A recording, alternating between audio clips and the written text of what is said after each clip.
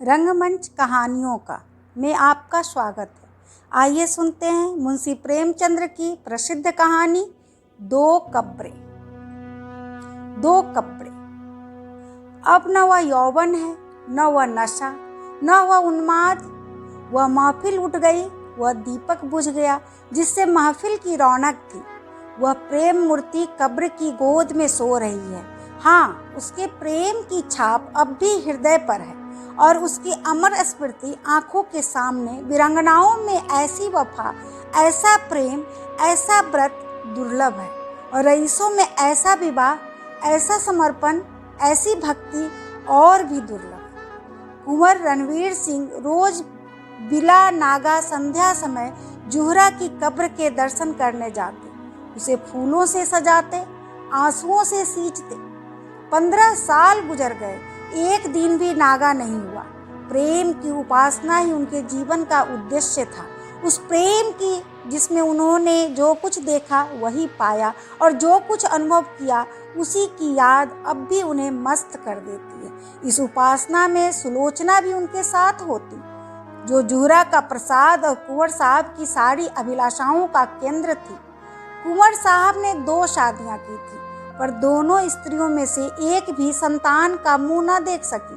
कुंवर साहब ने फिर विवाह न किया। एक दिन एक महफिल में उन्हें जुहरा के दर्शन हुए।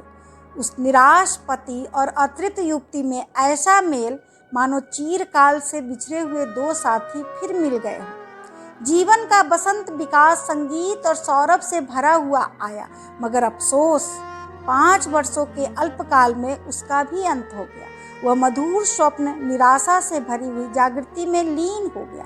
वह सेवा और व्रत की देवी 3 साल की सुलोचना को उनकी गोद में सौंपकर सदा के लिए सिधार गई। कुंवर साहब ने इस प्रमादेश का इतने अनुराग से पालन किया कि देखने वालों को आश्चर्य होता था। कितने ही तो उन्हें पागल समझते थे। सुलोचना ही की नींद सोते, उसी की नींद जागते, खुद पढ़ाते, उसके साथ सैर करते, इतनी एकाग्रता के साथ जैसे कोई विधवा अपने अनाथ बच्चे को पाले। जब से वह यूनिवर्सिटी में दाखिल हुई, उसे खुद मोटर में पहुंचा पाते और शाम को खुद जाकर ले आते। वह उसके माथे पर से वह कलंक धो डालना चाहते थे जो मानो विधाता ने क्रूर हाथों से लगा दिया था। धन तो उसे न धो सका, शायद विद्या धो डाले। एक दिन शाम को कुंवर साहब जुहरा के मजार को फूलों से सजा रहे थे और सुलोचना कुछ देर दूर पर खड़ी अपने कुत्ते को गेंद खिला रही थी कि सहसा उसने अपने कॉलेज के प्रोफेसर डॉक्टर रामेंद्र को आते देखा। सकचाकर मुंह फेर लिया, मानो उन्हें देखा नहीं। शंका हुई कहीं रामेंद्र इस मजार के विषय में कुछ पूछ न बैठे। यूनिवर्सिटी में दाखिल हुए उसे 1 साल हुआ। इस 1 साल में उसने प्रणय के विविधा रूपों को देख लिया था। कहीं क्रीड़ा थी, कहीं विनोद था, कहीं कुत्सा थी, कहीं लालसा थी, कहीं उच्च श्रृंखला थी, किंतु कहीं वह सहृदयता न थी जो प्रेम का मूल है। केवल रामेंद्र ही एक ऐसे सज्जन थे जिन्हें अपनी ओर ताकते देखकर उसके हृदय में सनसनी होने लगती थी, पर उनकी आंखों में कितनी विवशता, कितनी पराजय, कितनी वेदना छिपी होती थी। रामेंद्र ने कुंवर साहब की ओर देखकर कहा, तुम्हारे बाबा इस कब्र पर क्या कर रहे हैं? सुलोचना का चेहरा कानों तक लाल हो गया। बोली, यह उनकी पुरानी आदत है। रामेंद्र, किसी महात्मा की समाधि है? सुलोचना ने इस सवाल को उड़ा देना चाहा। रामेंद्र यह तो जानते थे कि सुलोचना कुंवर साहब की दास्ता औरत की लड़की है, पर उन्हें यह न मालूम था कि यह उसी की कब्र है और कुंवर साहब अतीत प्रेम के इतने उपासक हैं।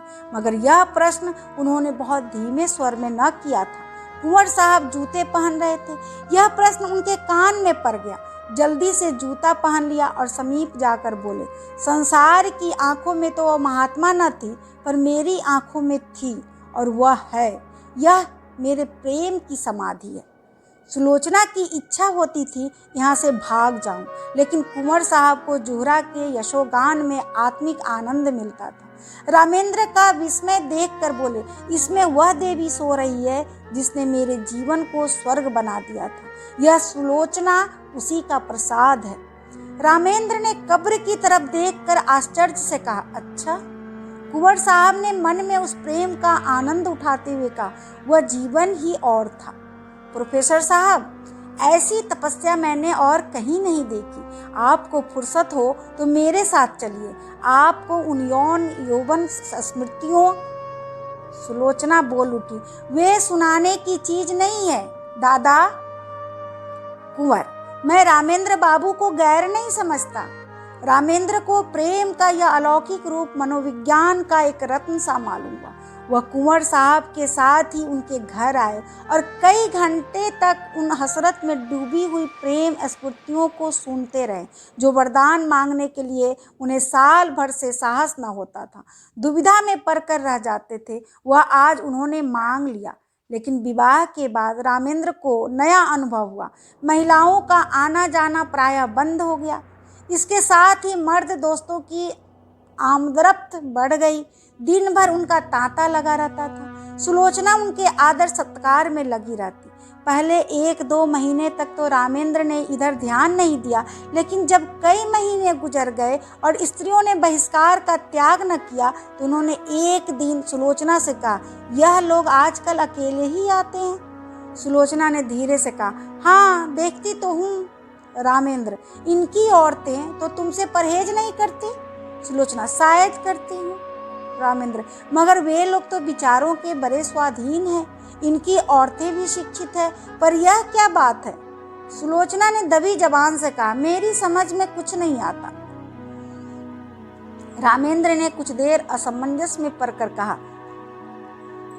तुम लोग किसी दूसरी जगह चले जाएं तो क्या हर्ज, वहां तो कोई हमें न जानता होगा।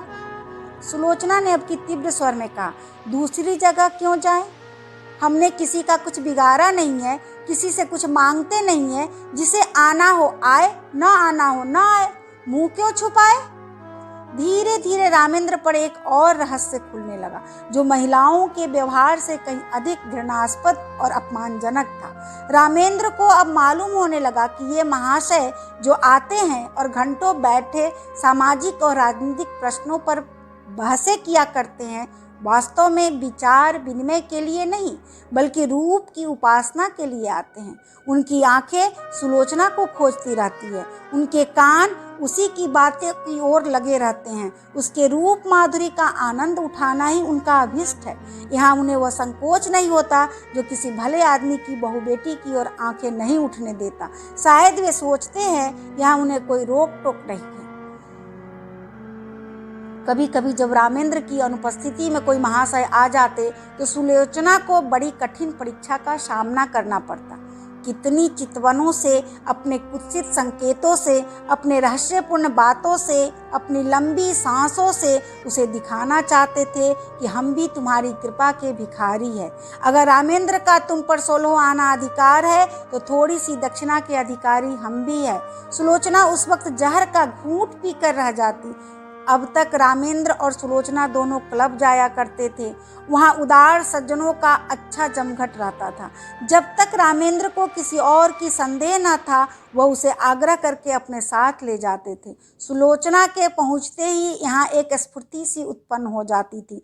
जिस मेज पर सुलोचना बैठती उसे लोग घेर लेते थे। कभी कभी सुलोचना गाती थी, उस वक्त सब के सब उन्मत्त हो जाते। क्लब में महिलाओं की संख्या अधिक न थी। मुश्किल से 5-6 लेडियां आती थी, मगर वे भी सुलोचना से दूर दूर रहती थी। बल्कि अपनी भाव भंगिमाओं और कटाक्षों से वे उसे जता देना चाहती थी कि तुम पुरुषों का दिल खुश करो, हम कुल बधुओं के पास तुम नहीं आ सकती। लेकिन जब रामेंद्र पर इस कटु सत्य का प्रकाश हुआ तो उन्होंने क्लब जाना छोड़ दिया, मित्रों के यहाँ आना जाना भी कम कर दिया और अपने यहाँ आने वालों की भी उपेक्षा करने लगे। वह चाहते थे कि मेरे एकांतवास में कोई विघ्न न डाले। आखिर उन्होंने बाहर आना जाना छोड़ दिया। अपने चारों ओर छल कपट का जाल सा बिछा हुआ मालूम होता था। किसी पर विश्वास न कर सकते थे, किसी के सद्व्यवहार की आशा नहीं। सोचते ऐसे धूर्त कपटी दोस्ती की आड़ में गला काटने वाले आदमियों से मिले ही क्यों। वे स्वभाव से मिलनसार आदमी थे, पक्के यारबाज, न एकांतवास जहाँ न कोई सैर थी, न विनोद, न कोई चहल पहल, उनके लिए कठिन कारावास से कम न था। यद्यपि कर्म और वचन से सुलोचना की दिलजोई करते रहते थे, लेकिन सुलोचना की सूक्ष्म और सशंक आंखों से अब यह बात छिपी न थी कि यह अवस्था इनके लिए दिन दिन असन्ना होती जाती थी। वह दिल में सोचती, इनकी यह दशा मेरे ही कारण तो है, मैं ही तो इनके जीवन का कांटा हो गई। एक दिन उसने रामेंद्र से कहा, आजकल क्लब क्यों नहीं चलते? कई सप्ताह हुए घर से निकलते तक नहीं। रामेंद्र ने बेदिली से कहा, मेरा जी कहीं जाने को नहीं चाहता, अपना घर सबसे अच्छा है। सुलोचना, जी तो उबता ही होगा, मेरे कारण यह तपस्या क्यों करते हो? मैं तो न जाऊंगी, उन स्त्रियों से मुझे घृणा होती है, उनमें से एक भी ऐसी नहीं जिसके दामन पर काले दाग न हो, लेकिन सब सीता बनी फिरती। मुझे तो इनकी सूरत से चिढ़ हो गई है, मगर तुम क्यों नहीं जाते? कुछ दिल ही बहल जाएगा। रामेंद्र, दिल नहीं, पत्थर बहलेगा। जब अंदर आग लगी हुई हो तो बाहर शांति कहाँ? सुलोचना चौंक पड़ी। आज पहली बार उसने रामेंद्र के मुंह से ऐसी बात सुनी। वह अपने ही को बहिष्कृत समझती थी। अपना अनादर जो कुछ था उसका था। रामेंद्र के लिए तो अब भी सब दरवाजे खुले थे। वह जहाँ चाहे जा सकते हैं, जिनसे चाहे मिल सकते हैं, उनके लिए कौन सी रुकावट है? लेकिन नहीं, अगर उन्होंने किसी कुलीन स्त्री से विवाह किया होता तो उनकी यह दशा क्यों होती? प्रतिष्ठित घरानों की औरतें आती, आपस में मैत्री बढ़ती, जीवन सुख से कटता, रेशम का पैबंद लग जाता। अब तो उसमें टाट का पैबंद लग गया। मैंने आकर सारे तालाब को गंदा कर दिया। उसके मुख पर उदासी छा गई। रामेंद्र को भी तुरंत मालूम हो गया कि उनकी जबान से एक ऐसी बात निकल गई जिसके दो अर्थ हो सकते हैं। उन्होंने फौरन बात बनाई, क्या तुम समझती हो कि हम और तुम अलग अलग हैं? हमारा और तुम्हारा जीवन एक है। जहाँ तुम्हारा आदर नहीं, वहाँ मैं कैसे जा सकता हूँ? फिर मुझे भी समाज के इन रंगे सियारों से घृणा हो रही है। मैं इन सबों के कच्चे चिट्ठे जानता हूँ। पद या उपाधि या धन से किसी की आत्मा शुद्ध नहीं हो जाती।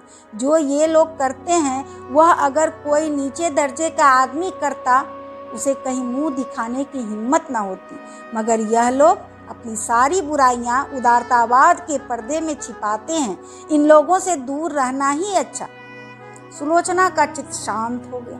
दूसरे साल सुलोचना की गोद में एक चांद सी बालिका का उदय हुआ। उसका नाम रखा गया शोभा। कुंवर साहब का स्वास्थ्य इन दिनों कुछ अच्छा न था। मंसूरी गए थे। यह खबर पाते ही रामेंद्र को तार दिया कि जच्चा और बच्चा को लेकर यहाँ आ जाओ, लेकिन रामेंद्र इस अवसर पर न आना चाहते थे। अपने मित्रों की सज्जनता और उदारता की अंतिम परीक्षा लेने का इससे अच्छा और कौन सा अवसर हो सकता था। सलाह हुई एक शानदार दावत दी जाए। प्रोग्राम में संगीत भी शामिल था। कई अच्छे अच्छे गवैये बुलाए गए। अंग्रेजी, हिंदुस्तानी, मुसलमानी सभी प्रकार के भोजनों का प्रबंध किया गया। कुंवर साहब गिरते पड़ते मंसूरी से आए। उसी दिन दावत थी। नियत समय पर निमंत्रित लोग एक एक करके आने लगे। कुंवर साहब स्वयं उनका स्वागत कर रहे थे। खां साहब आए, मिर्जा साहब आए, मीर साहब आए, मगर पंडित जी और बाबू जी और लाला साहब और चौधरी साहब और कक्कर, मेहरा और चोपड़ा, कौल और हुक्कू, श्रीवास्तव और खर्रे किसी का पता न था। यह सभी लोग होटलों में सब कुछ खाते थे, अंडे और शराब उड़ाते थे। इस विषय में किसी तरह का विवेक या विचार न करते थे। फिर आज क्यों तशरीफ नहीं लाए? इसलिए नहीं कि छूत छाट का विचार था, बल्कि इसलिए कि वह अपनी उपस्थिति को इस विवाह के समर्थन की सनद समझती थी और वह सनद देने की इच्छा न थी। 10 बजे रात तक कुंवर साहब फाटक पर खड़े रहे, पर उस वक्त तक कोई ना आया। तो कुंवर साहब ने आकर रामेंद्र से कहा, अब लोगों का इंतजार फिजूल है, मुसलमानों को खिला दो और बाकी सामान गरीबों को ही दिला दो। रामेंद्र एक कुर्सी पर हतबुद्धि से बैठे हुए थे। कुंठित स्वर में बोले, जी हाँ, यही तो मैं सोच रहा हूँ। कुंवर, मैंने तो पहले ही समझ लिया था। हमारी तौहीन नहीं हुई, खुद उन लोगों की कलई खुल गई। रामेंद्र, खैर परीक्षा तो हो गई, कहिए तो अभी जाकर एक एक की खबर लो। कुंवर साहब ने विस्मित होकर कहा, क्या उनके घर जाकर? रामेंद्र, जी हाँ, पूछूं कि आप लोग जो समाज सुधार का राग अलापते फिरते हैं वह किस बल पर? कुंवर, व्यर्थ है, जाकर आराम से लेटो। नेक और बद की सबसे बड़ी पहचान अपना दिल है। अगर हमारा दिल गवाही दे कि यह काम बुरा नहीं, तो फिर सारी दुनिया मुंह फेर ले, हम किसी की परवाह नहीं करनी चाहिए। रामेंद्र, लेकिन मैं इन लोगों को क्यों न छोड़ूंगा? एक एक की बधिया उधार कर न रख दूं तो मेरा नाम नहीं। यह कहकर उन्होंने पत्तल और सकोरे उठवा उठवा कर कंगालों को देना शुरू किया। रामेंद्र सैर करके लौटे ही थे कि वेश्याओं का एक दल सुलोचना को बधाई देने के लिए आ पहुंचा। जुहरा की एक सगी भतीजी थी, गुलनार, सुलोचना के यहाँ पहले बराबर आती जाती थी, इधर 2 साल से न आई थी। यह उसी का बधावा था। दरवाजे पर अच्छी खासी भीड़ हो गई थी। रामेंद्र ने यह शोरगुल सुना। गुलनार ने आगे बढ़कर उन्हें सलाम किया और बोली, बाबूजी, बेटी मुबारक, बधावा लाई हूँ। रामेंद्र पर मानो लकवा सा गिर गया, सिर झुक गया और चेहरे पर कालिमा सी पुत गई। न मुंह से बोले, न किसी को बैठने का इशारा किया, न वहां से हिले, बस मूर्तिवत खड़े रह गए। एक बाजारी औरत से नाता पैदा करने का ख्याल इतना लज्जास्पद था, इतना जघन्य कि उसके सामने सज्जनता भी मौन रह गई। इतना शिष्टाचार भी न कर सके कि सबों को कमरे में ले जाकर बिठा तो देते। आज पहली ही बार उन्हें अपने अधःपतन का अनुभव हुआ।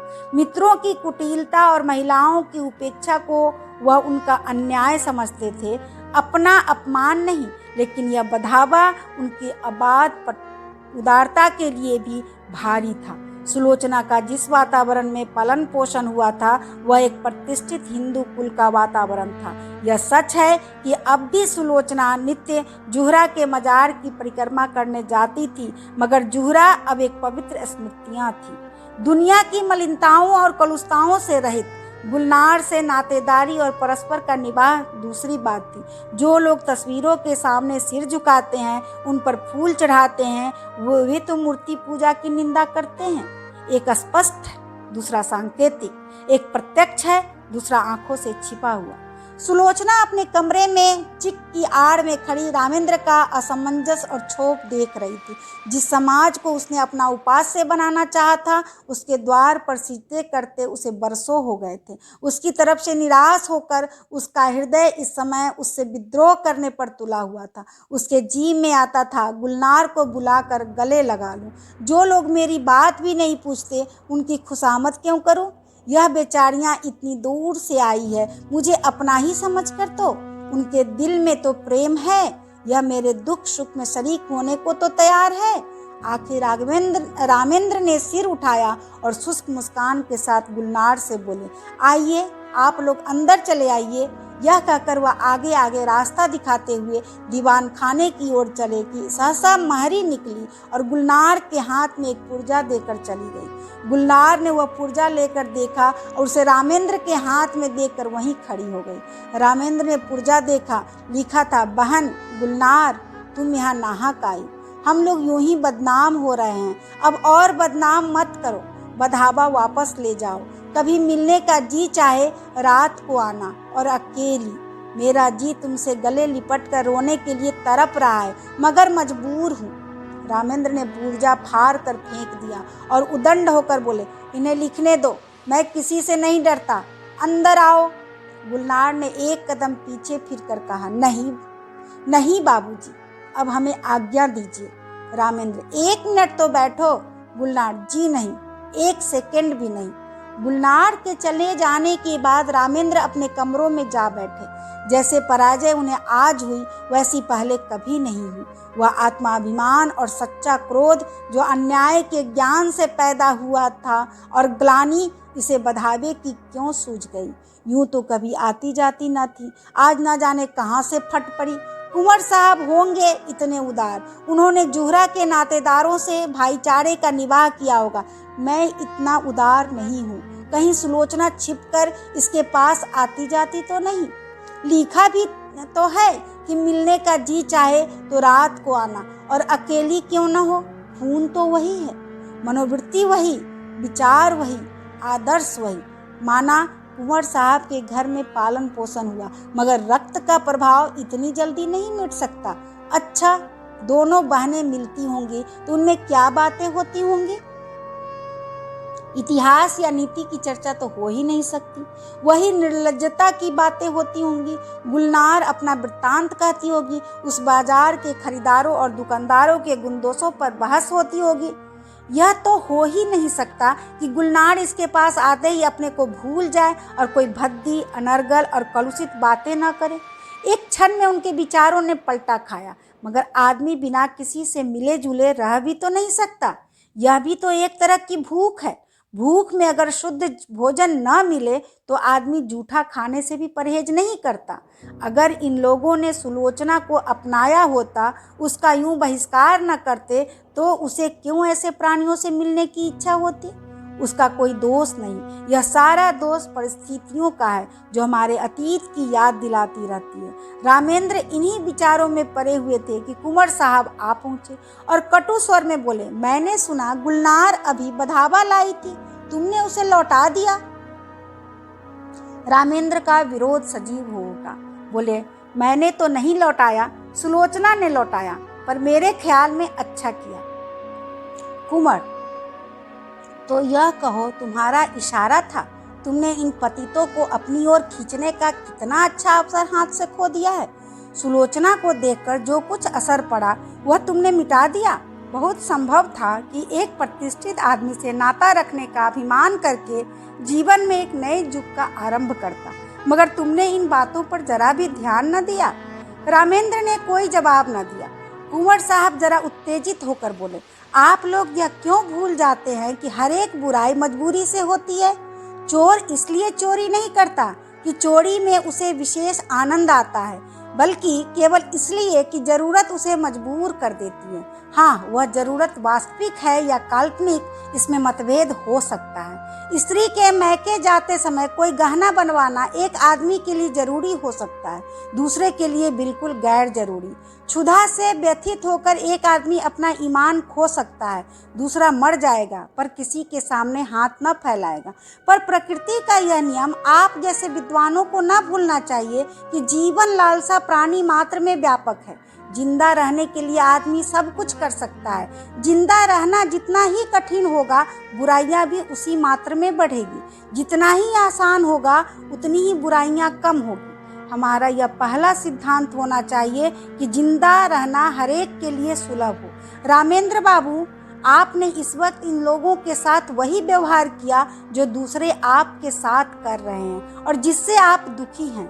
रामेंद्र ने इस लंबे व्याख्यान को इस तरह सुना जैसे कोई पागल बक रहा हो। इस तरह की दलीलों का वह खुद कितनी ही बार समर्थन कर चुके थे, पर दलीलों से व्यथित अंग की पीड़ा नहीं शांत होती। पतित स्त्रियों का नातेदार की हैसियत से द्वार पर आना इतना अपमानजनक था कि रामेंद्र किसी दलील से पराभूत होकर उसे भूल न सकते थे। बोले, मैं ऐसे प्राणियों से कोई संबंध नहीं रखता, यह विष अपने घर में नहीं फैलाना चाहता। सहसा सुलोचना भी कमरे में आ गई। प्रसव काल का असर अभी बाकी था, पर उत्तेजना ने चेहरे को आरक्त कर रखा था। रामेंद्र सुलोचना को देखकर तेज हो गए। वह उसे जता देना चाहते थे कि इस विषय में मैं एक रेखा तक जा सकता हूँ, उसके आगे किसी तरह नहीं जा सकता। बोले, मैं यह कभी पसंद न करूँगा कि कोई बाजारी औरत किसी वेश में मेरे घर आए। रात को अकेले या सूरत बदलकर आने से इस बुराई का असर नहीं मिट सकता। मैं समाज के दंड से नहीं डरता, इस नैतिक विष से डरता हूँ। सुलोचना अपने विचार में मर्यादा रक्षा के लिए काफी आत्मसमर्पण कर चुकी थी। उसकी आत्मा ने अभी तक उसे क्षमा न किया था। तीव्र स्वर में बोली, क्या तुम चाहते हो कि मैं इस कैद में अकेले जान दे दूं? कोई तो हो जिससे आदमी हंसे बोले। रामेंद्र ने गर्म होकर कहा, हंसने बोलने का इतना शौक था तो मेरे साथ विवाह न करना चाहिए था। विवाह का बंधन बड़ी हद तक त्याग का बंधन है। जब तक संसार में इस विधान का राज्य है और स्त्री कुल मर्यादा की रक्षक समझी जाती है, उस वक्त तक कोई मर्द यह स्वीकार न करेगा कि उसकी पत्नी बुरे आचरण के प्राणियों से किसी प्रकार का संसर्ग रखे। कुंवर साहब समझ गए कि इस वाद विवाद से रामेंद्र और भी जिद पकड़ लेंगे और मुख्य विषय लुप्त हो जाएगा, इसलिए नम्र स्वर में बोले, लेकिन बेटा, यह क्यों ख्याल करते हो कि ऊंचे दर्जे की पढ़ी लिखी स्त्री दूसरों के प्रभाव में आ जाएगी, अपना प्रभाव न डालेगी? रामेंद्र, इस विषय में शिक्षा पर मेरा विश्वास नहीं। शिक्षा ऐसी कितनी बातों को मानती है जो रीति नीति और परंपरा की दृष्टि से त्याज्य है। अगर पांव फिसल जाए तो हम उसे काट कर फेंक नहीं देते, पर मैं इसके सामने सिर झुकाने को तैयार नहीं हूँ। मैं स्पष्ट कह देना चाहता हूँ कि मेरे साथ रहकर पुराने संबंधों का त्याग करना पड़ेगा।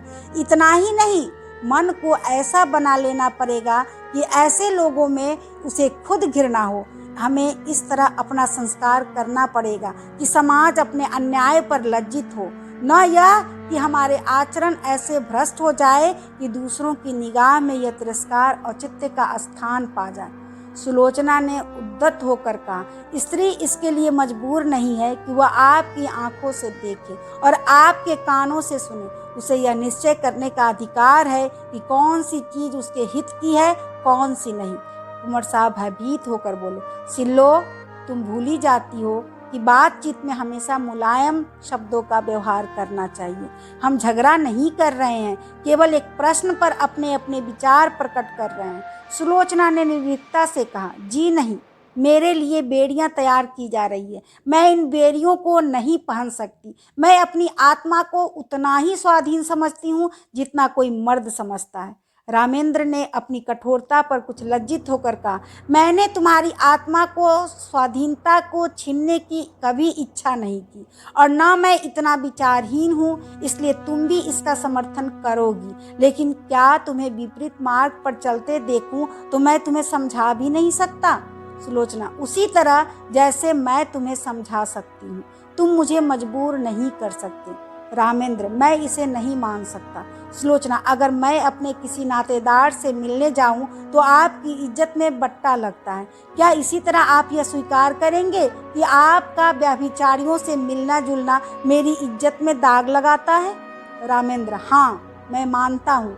सुलोचना, आपका कोई व्यभिचारी भाई आ जाए तो आप उसे दरवाजे से भगा देंगे? रामेंद्र, तुम मुझे इसके लिए मजबूर नहीं कर सकती। सुलोचना, और आप मुझे मजबूर कर सकते हैं? बेशक। क्यों? इसलिए कि मैं पुरुष हूँ, इस छोटे से परिवार का मुख्य अंग हूँ, इसलिए कि तुम्हारे ही कारण मुझे रामेंद्र कहते कहते रुक गए। पर सुलोचना उनके मुंह से निकलने वाले शब्दों को तार गई। उसका चेहरा तमतमा उठा, मानो छाती में बर्छी सी लग गई। मन में ऐसा उद्वेग उठा कि इसी क्षण घर छोड़कर सारी दुनिया से नाता तोड़कर चली जाऊं और फिर इन्हें कभी मुंह न दिखाऊं। अगर इसी का नाम विवाह है कि किसी की मर्जी का गुलाम होकर रहूं, अपमान सहन करूं, तो ऐसे विवाह को दूर से ही सलाम है। वह तैश में आकर कमरे से निकलना चाहती थी कि कुंवर साहब ने लपक कर उसे पकड़ लिया और बोले, क्या करती हो बेटी, घर में जाओ, क्यों रोती हो? अभी तो मैं जीता हूँ, तुम्हें क्या गम है? रामेंद्र बाबू ने कोई ऐसी बात नहीं कही और न कहना चाहते थे, फिर आपस की बातों का क्या बुरा मानना। किसी अवसर पर तुम भी जो भी मन में आए कह लेना। यूं समझाते हुए कुंवर साहब उसे अंदर ले गए। वास्तव में सुलोचना कभी गुलनार से मिलने की इच्छुक न थी, वह उससे स्वयं भागती थी। एक क्षणिक आवेश में उसने गुलनार को वह पुर्जा लिख दिया था। मन में स्वयं समझती थी इन लोगों से मेल जोल रखना मुनासिब नहीं, लेकिन रामेंद्र ने यह विरोध किया, यही उसके लिए असन्ना था। यह मुझे मना क्यों करे? क्या मैं इतना भी नहीं समझती? क्या इन्हें मेरी ओर से इतनी शंका है? इसलिए तो कि मैं कुलीन नहीं हूँ। मैं अभी अभी गुलनार से मिलने जाऊंगी, जिद्दन जाऊंगी, देखूं मेरा क्या करते हैं। लार प्यार में पली हुई सुलोचना को कभी किसी ने तीखी आंखों से न देखा था। कुंवर साहब उसकी मर्जी के गुलाम थे। रामेंद्र भी इतने दिनों उसका मुंह जोहते रहे। आज अकस्मात यह तिरस्कार और फटकार पाकर उसकी स्वेच्छा, प्रेम और आत्मीयता के सारे नातों को पैरों से कुचल डालने के लिए विकल हो उठी। वह सब कुछ सह लेगी, पर यह धौंस, यह अन्याय, यह अपमान उससे न सहा जाएगा। उसने खिड़की से सिर निकालकर कोचवान को पुकारा और बोली, गाड़ी लाओ, मुझे चौक जाना है, अभी लाओ। कुंवर साहब ने चुमकार कर कहा, बेटी सिल्लो, क्या कर रही हो? मेरे ऊपर दया करो, इस वक्त कहीं मत जाओ, नहीं हमेशा के लिए पछताना पड़ेगा। रामेंद्र बाबू भी बड़े गुस्सेवर आदमी हैं, फिर तुमसे बड़े हैं, ज्यादा विचारवान हैं, उन्हीं का कहना मान जाओ। मैं तुमसे सच कहता हूँ, तुम्हारी माँ जब थी तो कई बार ऐसी नौबत आई कि मैंने उनसे कहा घर से निकल जाओ, पर उस प्रेम की देवी ने कभी ड्योढ़ी के बाहर पाँव नहीं निकाला। इस वक्त धैर्य से काम लो, मुझे विश्वास है जरा देर में रामेंद्र बाबू खुद लज्जित होकर तुम्हारे पास अपराध क्षमा कराने आएंगे। सहसा रामेंद्र ने आकर पूछा, गाड़ी क्यों मंगवाई, कहाँ जा रही हो? रामेंद्र का चेहरा इतना क्रोधनमत हो रहा था कि सुलोचना सहम उठी।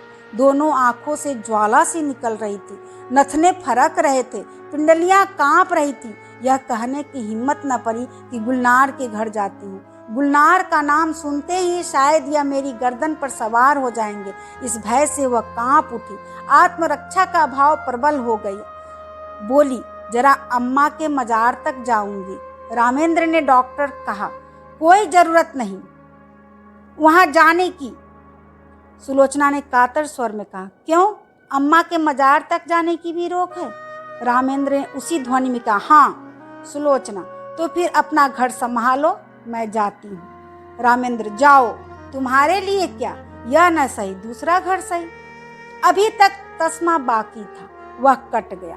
यूं शायद सुलोचना वहां से कुंवर साहब के बंगले पर जाती, 2-4 दिन रूठी रहती, फिर रामेंद्र उसे मना लाते और मामला तय हो जाता। लेकिन इस चोट ने समझौते और संधि को जड़ से काट दी। सुलोचना दरवाजे तक पहुंची थी, वही चित्रलिखित सी खड़ी रह गई, मानो किसी ऋषि के शाप ने उसके प्राण खींच लिए हो।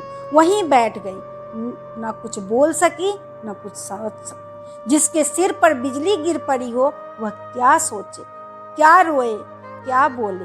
रामेंद्र के वे शब्द बिजली के कहीं अधिक घातक थे। सुलोचना कब तक वहां बैठी रही, उसे कुछ खबर न थी। जब उसे कुछ होश आया तो घर में सन्नाटा छाया हुआ था।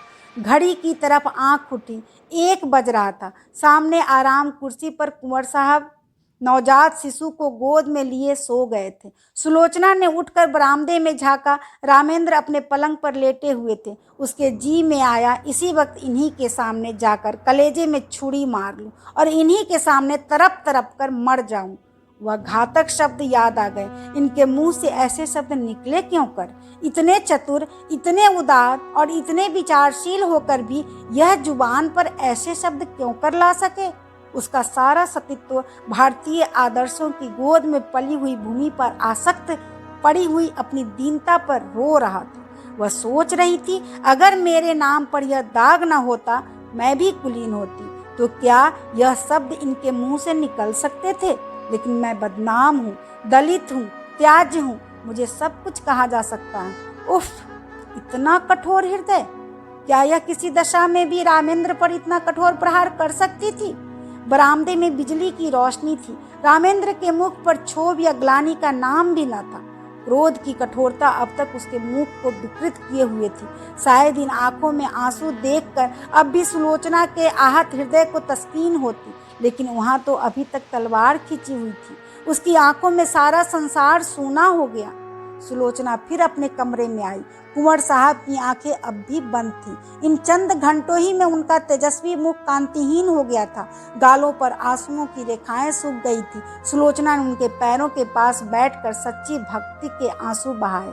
हाय, मुझे भागने के लिए इन्होंने कौन कौन से कष्ट नहीं झेले, कौन कौन से अपमान नहीं सहे। अपना सारा जीवन ही मुझ पर अर्पण कर दिया और उसका यह हृदय विदारक अंत। सुलोचना ने फिर बच्ची को देखा, मगर उसका गुलाब का सा विकसित मुंह देखकर भी उसके हृदय में ममता की तरंग न उठी। उसने उसकी तरफ से मुंह फेर लिया। यही वह अपमान की मूर्तिमान वेदना है जो इतने दिनों मुझे भोगनी पड़ी। मैं इसके लिए क्यों अपने प्राण संकट में डालूं? अगर उसके निर्दयी पिता को उससे प्रेम है तो उसको पाले और एक दिन वह भी इसी तरह रोए जिस तरह आज मेरे पिता को रोना पड़ रहा है। ईश्वर, अब की अगर जन्म देना तो किसी भले आदमी के घर जन्म देना। जहाँ जुहरा का मजार था उसी के बगल में एक दूसरा मजार बना हुआ है। जुहरा के मजार पर घास जमाई है, जगह जगह से चूना गिर गया है, लेकिन दूसरा मजार बहुत साफ सुथरा और सजा हुआ है। उसके चारों तरफ गमले रखे हुए हैं और मजार तक जाने के लिए गुलाब के बेलों की रवीसें बनी हुई हैं। शाम हो गई है, सूरज की छिन उदास पीली किरणें मानो उस मजार पर आंसू बहा रही है। एक आदमी एक 3-4 साल की बालिका को गोद में लिए हुए आया और उस मजार को अपने रुमाल से साफ करने लगा। रविशों में जो पत्तियां पड़ी थी उन्हें चुनकर साफ किया और मजार पर सुगंध छिड़कने लगा। बालिका दौड़ दौड़ कर तितलियों को पकड़ने लगी। यह सुलोचना का मजार है। उसकी आखिरी नसीहत थी कि मेरी लाश जलाई न जाए, मेरी माँ की बगल में मुझे सुला दिया जाए। कुंवर साहब तो सुलोचना के बाद 6 महीने से ज़्यादा न चल सके। हाँ, रामेंद्र अपने अन्याय का पश्चाताप कर रहे हैं। शोभा अब 3 साल की हो गई है और उसे विश्वास है कि एक दिन उसकी माँ इसी मजार से निकलेगी। अभी आप सुन रहे थे मुंशी प्रेमचंद्र की प्रसिद्ध कहानी दो कब्रें। ऐसी ही अच्छी अच्छी कहानी सुनने के लिए आप मेरे चैनल को लाइक करें, सब्सक्राइब करें तथा साहित्य प्रेमी दोस्तों के साथ शेयर करें। सपोर्ट के लिए धन्यवाद।